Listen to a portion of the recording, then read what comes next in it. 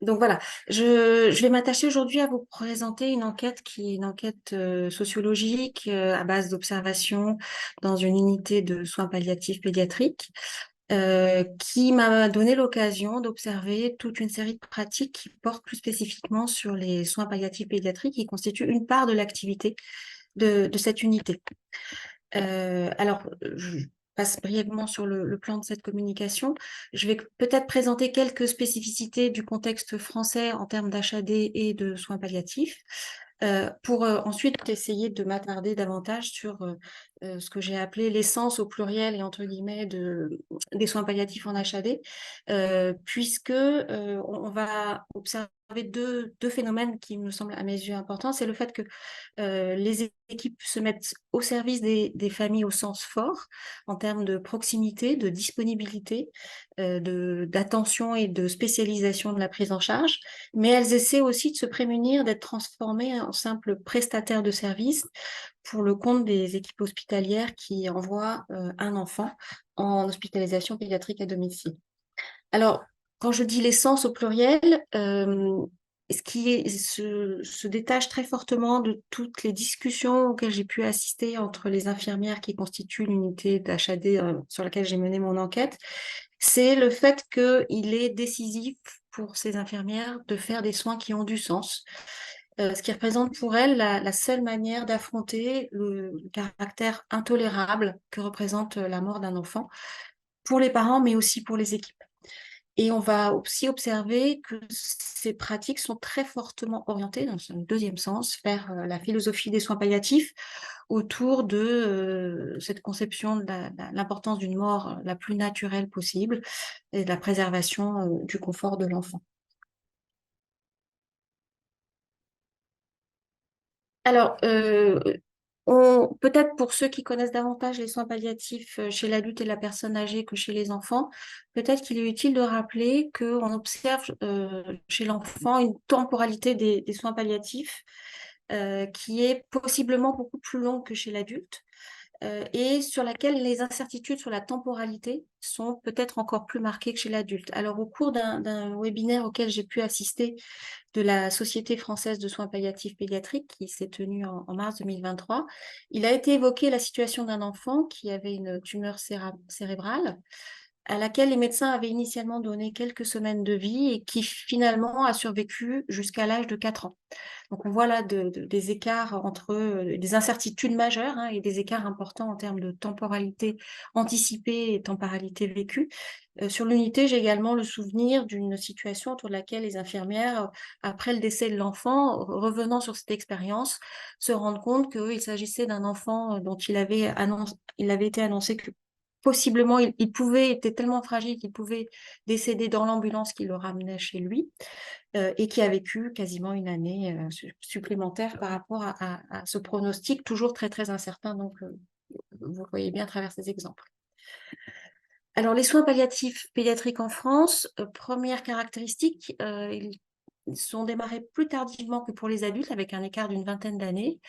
Un lancement des soins palliatifs pédiatriques à partir des années 2000, qui est très fortement initié par les services de cancérologie pédiatrique,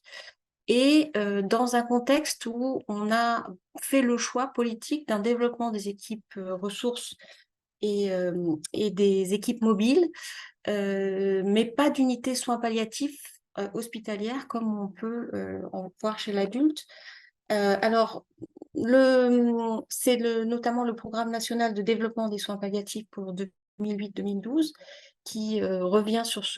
précise ce choix, considérant qu'il n'est pas souhaitable de créer des unités de soins palliatifs pédiatriques, de développer plutôt les unités mobiles et les HAD. Alors, plusieurs raisons à cela, sur lesquelles, notamment dans le webinaire que j'ai évoqué tout à l'heure, ces raisons ont été évoquées à nouveau. Cette idée que, fort heureusement, il y a beaucoup moins d'enfants concernés par les soins palliatifs que d'adultes, ce qui donc donne lieu à une très forte dispersion géographique de ces enfants.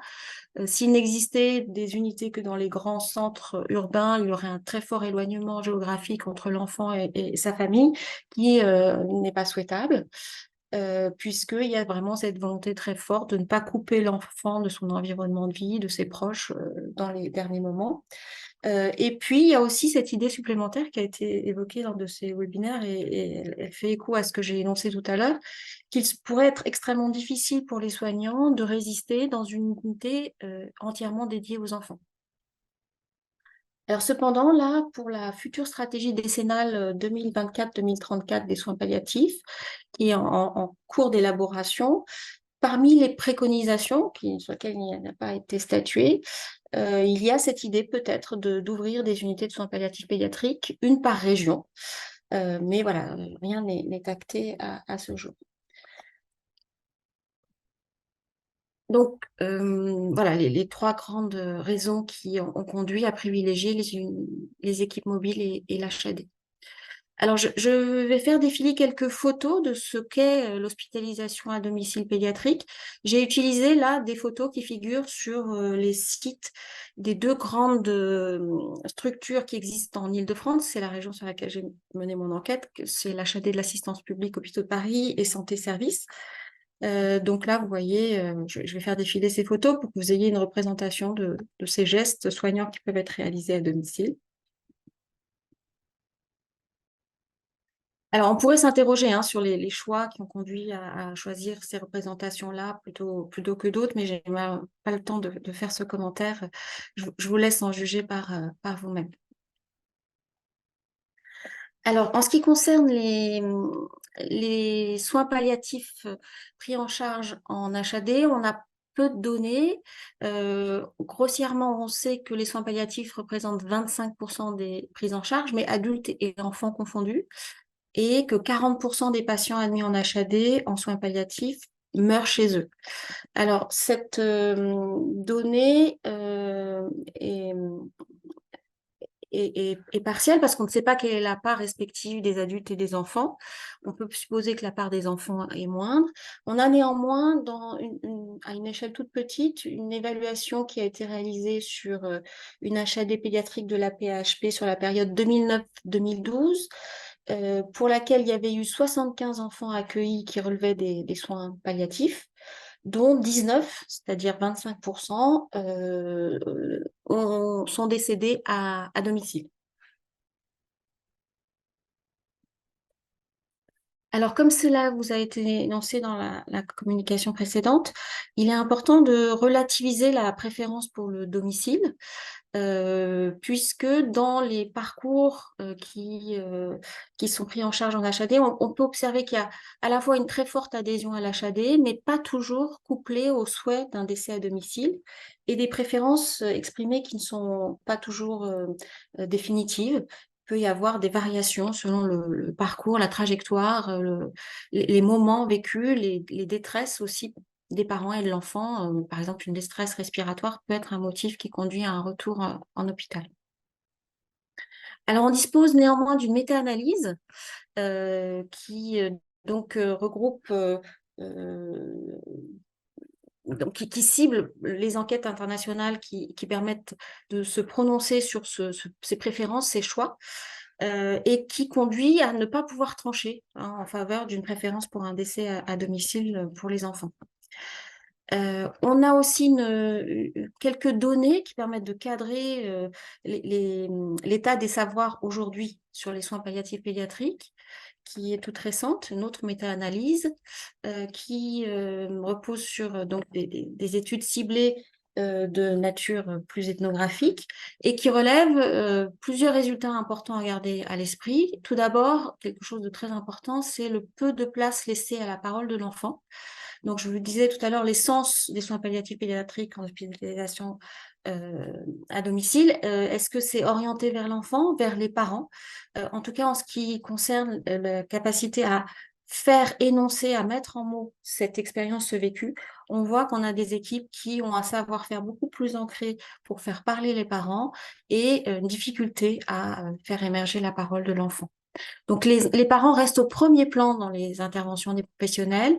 et une grande difficulté pour les parents et les professionnels d'annoncer la fin de vie à l'enfant. On a, là on ne sera pas surpris, des parents qui souhaitent prolonger le temps qu'ils peuvent passer avec leur enfant,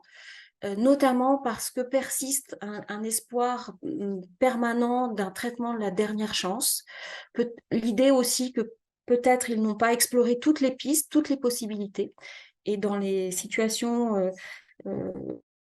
que j'ai pu suivre au cours de mon enquête, on a des parents effectivement qui envisagent de protocoles à l'étranger pour voilà, cet espoir d'une dernière possibilité.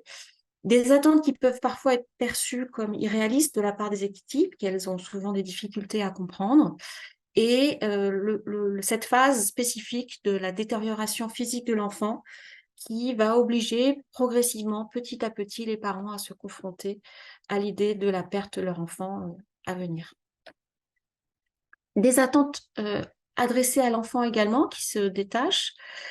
conserver une attitude positive jusqu'au bout, et là on retrouve cet esprit de la philosophie des soins palliatifs, euh, des enfants qui savent que les adultes filtrent les informations qu'ils reçoivent, qui souhaitent échapper aux traitements les plus contraignants et qui acceptent de participer aux essais cliniques plus pour leurs proches, parce que ça relance la perspective d'un espoir, que pour eux-mêmes. Alors pour ma part, j'ai mené une enquête par observation participante dans une, alors plutôt par observation directe, dans une structure d'HAD pédiatrique un peu à la manière des ethnologues. Il s'agit de passer le plus de temps possible, d'être avec, d'être aux côtés, au coude à coude. Et j'ai pu, dans une moindre mesure, aller en visite. Je reviendrai sur les raisons au cours des questions si vous le souhaitez. Je reprends ici une petite anecdote de terrain, une phrase que j'ai entendue. Attention, elle note tout ce qu'on dit, qui est d'une infirmière à l'adresse de ses collègues. Et effectivement, comme vous allez le voir sur ces photos, j'ai rempli des petits carnets que j'ai ensuite rangés dans des boîtes à chaussures, dans lesquels je notais tout ce qui était dit autour de moi, en essayant de restituer au plus près les dialogues, les discussions, les interrogations. Je ne me cachais pas pour prendre des notes, ce qui est un matériau un peu hétéroclite, qui ne présente pas l'exhaustivité d'un enregistrement. Je prenais des notes le plus rapidement possible, mais il y a des trous parfois dans mes notes. Et j'ai aussi utilisé lors des visites les temps passés lors des trajets pour tisser des liens de confiance avec les infirmières, en m'attachant à être en quelque sorte un témoin discret d'une activité dont les équipes sont fières. Alors, j'ai du coup, au cours de cette enquête qui s'est étalée sur... j'ai démarré tout doucement en 2017 et de 2018 à 2020, l'enquête s'est intensifiée. J'ai bénéficié d'un congé de recherche de 6 mois, ce qui m'a permis de voilà, passer plus de temps et de créer ces liens de confiance. Et puis après, en 2020, il y a eu cette interruption brutale que l'on a tous connue. J'ai maintenu, mais vraiment en pointillé, quelques liens avec l'équipe. Et donc, ça m'a permis, sur la période la plus intense, 2018-2020, de collecter plus d'une vingtaine de situations d'enfants relevant des soins palliatifs, avec un matériau disparate, je vous le disais, dans lequel j'ai pu consulter des dossiers de soins, participer à des réunions, des temps de transmission et des échanges informels. Alors, dans ces matériaux, il y a un matériau spécifique que j'ai réuni au cours des réunions d'analyse de pratique, qui sont des temps forts dans l'équipe, qui ont lieu tous les 2 mois et demi à peu près, qui sont organisés par une infirmière spécialisée en soins palliatifs et spécialisée dans la mise en œuvre de ces groupes d'analyse de pratique, qui ont pour finalité de revenir sur un accompagnement pendant ou après le décès de l'enfant, avec un très fort souci de réflexivité, de réfléchir sur ces pratiques, qui sont aussi des temps de formation aux spécificités des soins palliatifs et une manière de valoriser le travail de l'équipe en les confortant dans ce qu'elles ont pu faire voilà, des décisions prises qui ont pu être les bonnes.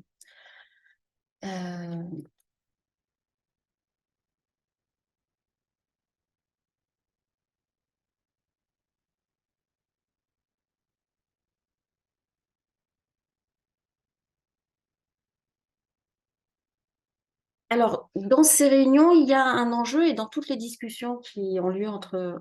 les infirmières, puéricultrices, l'ensemble de ces équipes pluridisciplinaires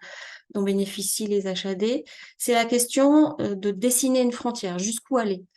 Il s'agit vraiment d'essayer de préserver la philosophie des soins palliatifs, notamment en se protégeant de l'accusation d'euthanasie à domicile, dont on vous a redit qu'elle n'est pas autorisée, l'euthanasie en France, et encore moins, les discussions sont encore moins ouvertes sur ce sujet-là en qui concerne les enfants. Vous avez notamment ce récit de la référente de l'unité qui raconte qu'autour d'une situation, un SAMU nous avait appelé qui disait qu'on faisait de l'euthanasie à domicile. Et donc, il a fallu, au cours de cet échange, parvenir à se prémunir de cette accusation, alors que la frontière est extrêmement ténue entre l'accompagnement et l'accélération du processus du mourir. Donc, il y a vraiment cette idée d'accompagner, de ne pas accélérer le processus du mourir, mais l'équilibre à trouver pour maintenir le confort et le bien-être de l'enfant et le jeu sur les molécules rend cette frontière ténue, hein, difficile à tenir. Et elle interprète cette accusation donc de ce médecin du SAMU en disant mais il y avait de sa part une très forte angoisse. C'est pour ça qu'il m'a renvoyé cette accusation. Aussi cette idée qu'il est possible dans le cadre des soins palliatifs pédiatriques de s'autoriser, et c'est aussi ce qui se travaille au cours des analyses de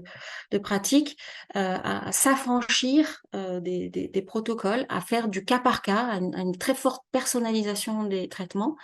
et un souci de simplification, d'aider les familles à faire au plus simple, de ne pas programmer inutilement des pompes qui sonneraient à 4 heures du matin s'il y a la possibilité d'aménager les horaires sans qu'il y ait de perte de chance ou de douleur accrue de la part pour l'enfant.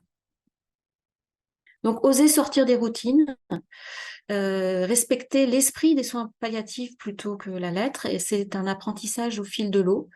avec une petite part de prise de risque au nom du confort de l'enfant. Et si on s'autorisait à, c'est souvent une question qui est adressée par et si vous aviez, est-ce que c'était envisageable? Est-ce que vous auriez pu? Hein, voilà, cette idée qu'on peut ouvrir la réflexion et que c'est la réflexion en commun qui permet de se prémunir, de garder les gages éthiques et de conserver la philosophie des soins palliatifs.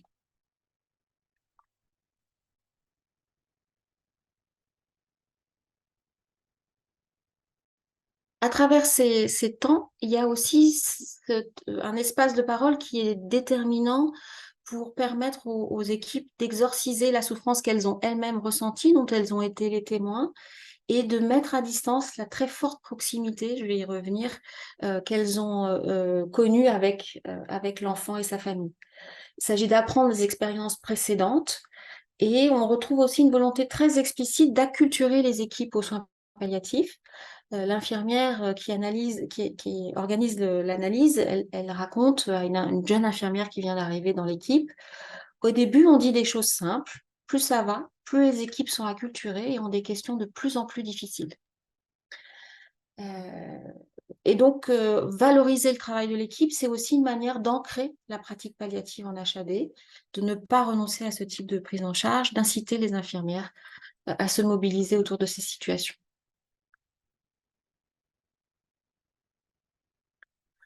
Alors, oser sortir des routines, c'est aussi une rediscussion des places et des rôles entre l'hôpital prescripteur, l'hôpital qui a suivi l'enfant et qui a orienté l'enfant vers l'HAD, et l'unité elle-même, avec cette importance qui a accordée au regard clinique porté sur l'enfant et la situation familiale, qui peut être à l'origine parfois de tensions lorsque les équipes de l'HAD ont le sentiment que la pertinence de leur regard clinique peut être éventuellement pas suffisamment prise en compte par l'hôpital prescripteur, avec des situations autour desquelles, par exemple, on a une jeune adolescente dont les infirmières s'en perçoivent, voient physiquement, de manière très pratique qu'elle n'est plus transportable à l'hôpital, alors qu'une évaluation voudrait être faite à l'hôpital de sa douleur. Et il va y avoir cette insistance exprimée en disant mais je vous dis qu'elle n'est pas transportable. Hein. Donc cette manière de dire faites confiance à mon regard clinique ou de manière un peu plus subtile ou indescriptible, une autre adolescente pour laquelle la dernière imagerie montre que la masse n'a pas augmenté et l'équipe sent perçoit en palpant que c'est une masse au niveau de l'utérus, que la masse grossit. Et effectivement, une imagerie est à nouveau réalisée et donne raison à ce sens clinique où elles perçoivent qu'il y a une détérioration qui s'opère. Et donc, cette idée petit à petit de s'autoriser une petite marge d'autonomie dans les prescriptions notamment, avec des pédiatres, enfin, une pédiatre qui apprend à mettre en place des prescriptions avec l'aval plus ou moins implicite, notamment pour des augmentations de doses, hein, de ne pas attendre lorsque l'équipe renvoie ce regard clinique qui est décisif, ou des changements de molécules lorsqu'il y a des échappements au traitement. Donc voilà, une remobilisation du médecin coordinateur qui est autorisé à le faire, mais qui se sent autorisé à anticiper des prescriptions qui vont venir des services prescripteurs.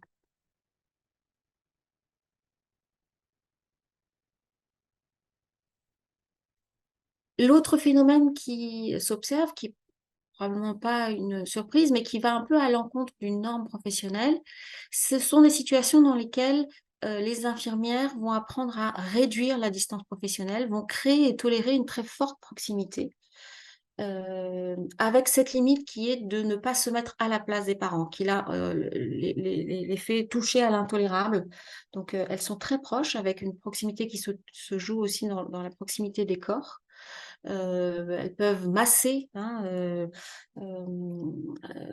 très longuement. Enfin voilà, c'est quelque chose qu'on retrouve aussi dans les unités de soins palliatifs. On a aussi des savoirs spécifiques avec cette attention aux signes de transformation du corps, très fin, hein, qui pourrait se faire tout à fait aussi en service, mais là, on a une tension et qui est restituée ensuite dans les échanges pour affiner le regard clinique avec des variations de poids, d'aspect cutané, d'escarres, d'élimination des fluides corporels. Donc, une très forte intensification du regard clinique. Je pense par exemple à un petit garçon en rechute d'une greffe après une leucémie qui a un peu plus de 2 ans et qui a encore de très grosses, alors qu'il est vraiment en toute fin, très grosse dose de corticoïdes, qui a une très forte pilosité en conséquence et dont l'infirmière prend le temps de noter qu'il y a des poils blonds qui sont apparus, pilosité augmentée sur ses oreilles. Une attention évidemment à tous les signes qui montrent une détérioration, par exemple les veines éclatées dans un œil. Mais voilà, elles vont inspecter le corps, repérer des chapelets de bosse sur une côte, opérer les transformations qui fait que l'enfant devient méconnaissable, comme Alexandra, qui est une jeune fille de 11 ans, qui elle-même ne se reconnaît plus dans la glace tellement elle est bouffie par les corticoïdes et que l'équipe elle-même peine à reconnaître lorsqu'ils ouvrent la porte du domicile et la retrouvent, et la revoient à chaque visite. Comme vous l'avez vu dans l'enquête que j'ai présentée tout à l'heure, il y a une très forte attention aux parents, hein, et à la détresse des parents notamment. Un des grands enjeux des visites, c'est amener les parents à parler. Une très grande importance accordée à la mise en mots par les parents de ce qu'ils éprouvent, de telle sorte à ce qu'ils parviennent à tenir, faire face, mais aussi de discerner où en sont les parents. Alors, avec cette idée que de toute façon, c'est une réalité qui sera jusqu'au bout inacceptable, cette mort à venir de l'enfant pour les parents, qu'il ne peut pas en être autrement. Avec, par exemple, dans une situation d'un jeune bébé né avec des très fortes malformations, donc on sait que le pronostic vital est engagé, et on se rapproche de la fin de vie, et l'infirmière qui a été au domicile raconte: cette maman, si elle avait pu le faire rentrer en elle, elle l'aurait fait rentrer en elle, elle l'aurait remis dans son ventre. Donc, discerner où en sont les parents, leur état d'esprit, ce qu'ils éprouvent, mais aussi le refus de se projeter dans ce qu'ils vivent, euh, avec aussi l'acceptation du fait que les parents eux-mêmes ne veulent pas se projeter dans le temps, hein, et, que pour eux, il s'agit de vivre au jour le jour, alors peut-être il y aurait des décisions à prendre, mais c'est jour par jour. Et on a cette métaphore omniprésente du cheminement qu'on retrouve de bout en bout dans les discussions et les dossiers également, avec derrière cette image du cheminement, l'idée qu'il faudrait que tout le monde chemine de concert au même rythme, ce qui est un peu le but à atteindre et qui est difficile à obtenir, que les parents cheminent au rythme de l'enfant, que l'équipe soignante et l'équipe hospitalière arrivent à cheminer au même rythme, c'est-à-dire à avoir la même perception de la situation au même moment, de lever les réticences des parents à regarder la réalité en face, malgré ce côté intolérable. Et la métaphore du chemin, ça veut dire que c'est étroit, que les pas sont difficiles, sont lents, qu'on n'y parvient pas sans effort.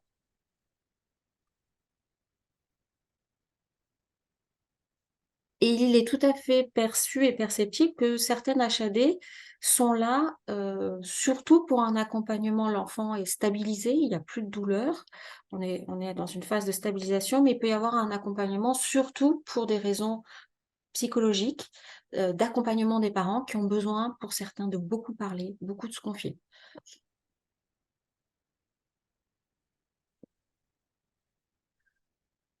Euh, La particularité de l'hospitalisation à domicile, c'est que les médicaments vont être au domicile. Or, ce ne sont pas des médicaments anodins. Donc, les équipes vont se familiariser avec cet usage, avec cette présence des médicaments à domicile et la crainte de mal faire. Alors, dans les dossiers, elles savent et on peut identifier l'entrée dans la phase palliative avec cette présence de l'hypnovel et de l'oramorphe à domicile, qui est un peu comme un point tournant qui marque la progression dans la phase palliative. Aussi au travers de l'intensification des doses, avec la question jusqu'où aller, sachant que elles vont tenir compte de cet équilibre à trouver pour les parents dans leur cheminement entre la bonne gestion de la douleur et du confort de l'enfant, mais le risque de perte de contact et la volonté de ne pas accélérer le processus du mourir, en s'habituant à manipuler ces traitements sans en avoir peur et sans provoquer la mort. Alors, on a une liste de médicaments qui, sortis de leur contexte, pourraient davantage évoquer la toxicomanie que les soins pédiatriques, avec tous les dérivés de la morphine, la méthadone, euh, qui, pour moi, et avant de mener cette enquête, évoquait plutôt les produits de substitution au traitement à l'héroïne, le fentanyl, qui est plutôt évoqué dans l'épidémie sans précédent d'overdose aux États-Unis. Ce sont des traitements qui peuvent être présents au domicile, avec des risques de surdosage, d'erreur dans leur usage, où il faut, c'est là où le regard clinique se déplace, il faut estimer la capacité des parents à stocker, utiliser ces traitements à bon escient. À un moment où les parents sont très éprouvés, dorment peu, Ousmane, dont je vous parlais tout à l'heure, dont la mère souhaiterait pouvoir le réintégrer dans son corps, le réincorporer, elle ne parvient à dormir que quelques heures au petit matin, par nuit, pendant de longues semaines. Euh, donc, il s'agit de laisser dans le moins de médicaments possible à domicile pour éviter les risques de mauvais usage, hein, tout en évitant le risque d'interruption dans les traitements, qui lui aussi n'est pas possible lorsqu'on est dans des traitements antalgiques. Donc, face à cette crainte du mésusage, il y a voilà, cette volonté de prendre le temps d'évaluer le rapport au traitement des parents, avec deux risques, donner trop peu, avec un inconfort accru pour l'enfant, ou donner trop, pour abréger ce qui serait de l'ordre de l'intolérable, avec parfois voilà, cette crainte que une maman puisse pousser la seringue, donc augmenter les doses. Et vous avez des récits dans lesquels il y a des interrogations de la part de l'équipe, mais on pense que cette tentation est sous contrôle. Alors, vous avez une situation dans laquelle l'équipe a quand même pris des mesures un peu plus radicales d'une petite fille qui devait mourir dans un délai d'un mois après sa naissance suite à une anoxie très grave, qui va bientôt avoir 1 an. Et en revenant sur cette situation, l'équipe décrit une famille qui donnait le Valium, qui avait été prescrit en cas de crise compulsive, parfois plutôt pour que leur petite fille dorme. Du coup, il s'était demandé s'il fallait essayer de trouver une autre molécule. La seule qui était utile, c'était l'hypnovel. Et à nouveau, il y a eu un petit mésusage de la part des parents. Et donc, ils ont retiré l'hypnovel du domicile. Voilà. Donc, mais globalement, il y a tout ce jeu d'interprétation du rapport au traitement des parents pour sécuriser cette présence des médicaments à domicile. Donc des équipes qui se sentent fières de réaliser cet accompagnement, mais qui peuvent à certains moments ressentir des formes de malaise si les savoirs qu'elles ont acquis au domicile ne sont pas suffisamment écoutés, entendus, notamment par l'équipe référente qui suit l'enfant, ou si le service référent n'est pas transparent en ne communiquant pas dans une relation de confiance l'ensemble des informations dont lui-même dispose, et notamment ce qu'il a pu énoncer ou pas auprès des parents, euh, des, des éléments à venir dans la trajectoire de l'enfant.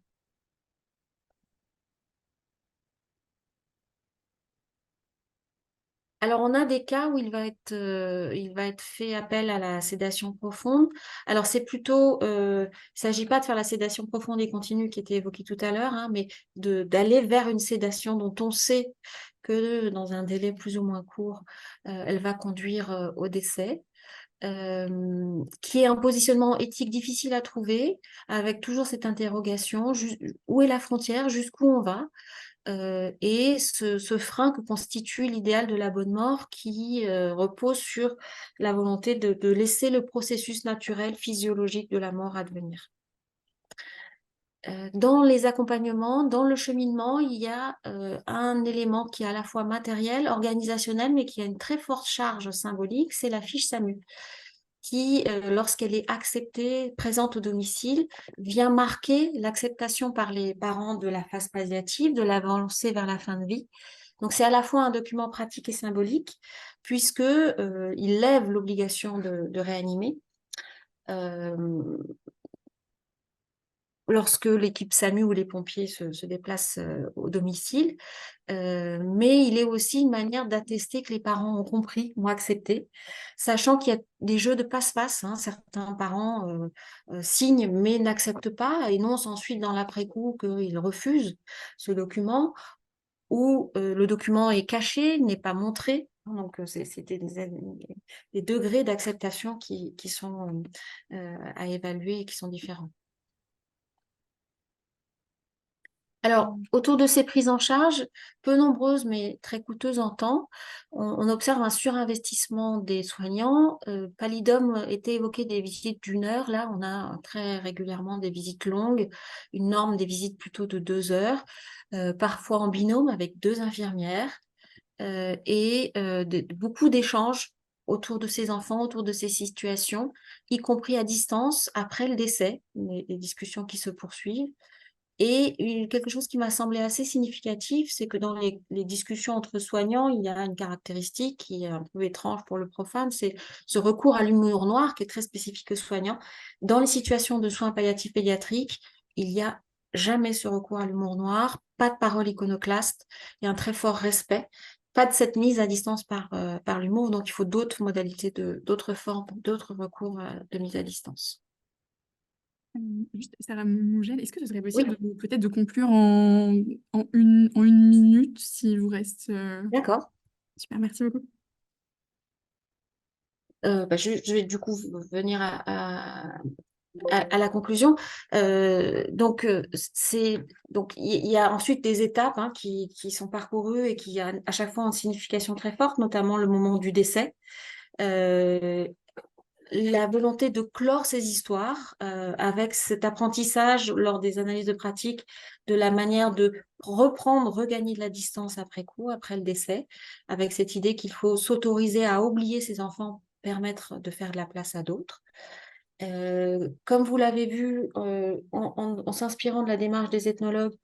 on est attaché aussi à repérer la dimension symbolique des pratiques, et c'est la fiche SAMU qui en est un exemple, qui a des raisons organisationnelles, mais aussi une dimension symbolique, créer une alliance autour de l'idée d'amener l'enfant vers la fin de vie, travailler ensemble à ce qu'il soit préservé de la douleur, faire sentir aux parents ce que seront les gestes de la fin de vie, leur faire entendre, hein, laisser glisser l'enfant vers la mort dans le bras de ses parents, ne pas imposer à son corps des gestes réanimatoires qui ne sont qu'un bref sursis qui va fragiliser son corps. Et donc, je vous le disais en introduction, les soins palliatifs pédiatriques sont une part noble de l'activité en HAD. Et je prendrai un exemple, c'est le compagnon de la mère de Théo, qui a une 12aine d'années, pour lequel on a mis en place une sédation profonde et qui, en s'adressant à l'infirmière qui a fait les derniers gestes à domicile après le décès, lui dit: «Vous êtes une grande dame». Et c'est effectivement comme ça que ces soins sont vécus, mais ça ne va pas sans des contraintes émotionnelles fortes, qui peuvent amener certaines infirmières à quitter l'HAD, lorsque, ces contraintes émotionnelles deviennent trop prégnantes. C'est le cas notamment de Christine, qui raconte, qu'elle n'est pas parvenue à s'endormir avant 5 heures du matin, la veille, qui a été l'heure où Ousmane, ce petit garçon dont je vous ai parlé tout à l'heure, est décédé, et qui va finir par quitter l'HAD, dont on voit comment même physiquement, elle ressent, hein, le poids de cet accompagnement, presque comme la mère d'Ousmane, elle ne peut pas trouver le sommeil. Je vais conclure là-dessus.